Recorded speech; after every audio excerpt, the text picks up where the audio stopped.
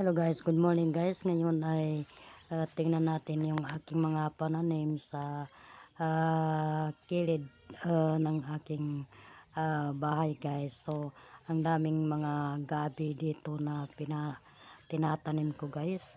So, ayan, ilang araw na hindi siya umuulan guys ay natuyo siya. Pero pag tag-ulan naman ay